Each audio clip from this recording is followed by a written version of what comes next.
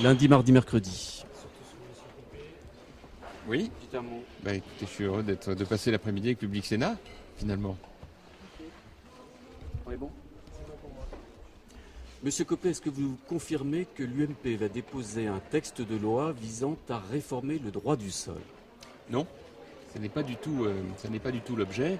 Ce que je souhaite, c'est que nous réécrivions une nouvelle politique de l'immigration. Je pense que le modèle sur lequel la France fonctionne en matière d'immigration date du XXe siècle. Il reposait sur une immigration à caractère économique, dont on a vu, hélas, les dérives et les échecs. Je pense qu'il faut imaginer un modèle d'immigration du XXIe siècle, avec quelques principes simples. L'idée d'abord que l'immigration, ça doit être une réussite, pas un échec, et qu'il faut donc repenser Schengen, notamment vis-à-vis des pays qui ne contrôlent pas leurs frontières, qu'il faut imaginer que la France ne soit plus le pays le plus attractif socialement en matière d'immigration. Je pense en particulier à l'aide médicale d'État, couverture à 100% maladie, pour ceux qui sont en situation irrégulière en France. Les Français ne peuvent pas le comprendre, les étrangers en situation régulière non plus. Et puis, une lutte vraiment très ferme contre l'immigration clandestine, ces filières mafieuses qui sont cautionnées parfois en France même par des associations et qui posent d'énormes problèmes. Et donc, dans ce contexte, je pense que parmi les réflexions à avoir, il y a la question, par exemple, des enfants qui sont nés de parents en France, venus en France illégalement. Donc pour vous, l'idée, c'est de conserver le principe même du droit du sol en France, ce que voulait Nicolas Sarkozy entre les deux tours, par exemple, de la dernière présidentielle, mais en modifier certains aspects, en particulier pour les enfants d'immigrés clandestins nés sur le sol français. Je le redis, il n'a jamais été question, de remettre en cause le droit du sol. Il est question simplement de poser la question pour les enfants nés de parents séjournant en France illégalement, s'ils doivent avoir l'automaticité de la nationalité française. Ma réponse est non. Regardez par exemple ce qui se passe à Mayotte.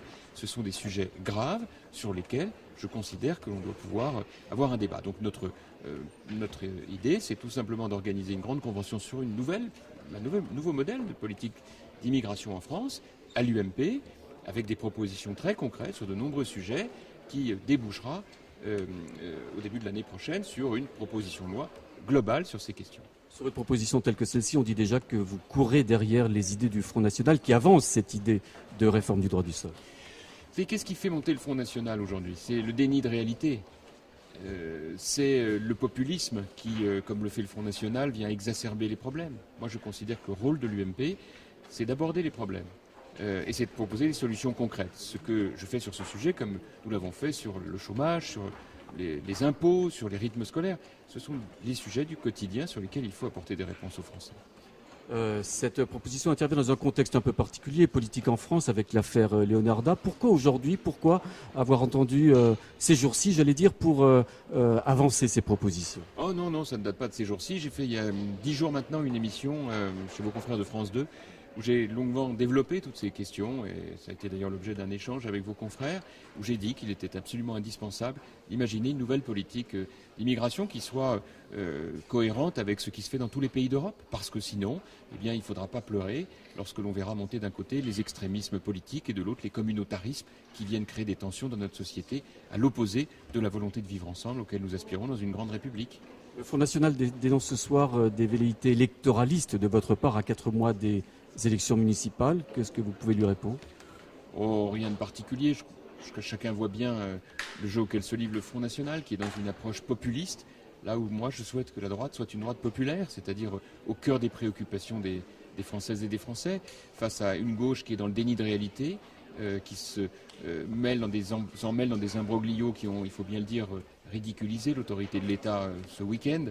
Je pense que nous devons avoir le courage de proposer des solutions. C'est sûr que c'est toujours moins facile de faire cela que de faire dans la démagogie, mais ce n'est pas le rôle d'un grand parti politique de gouvernement comme l'est l'UMP, et c'est notre responsabilité de le dire.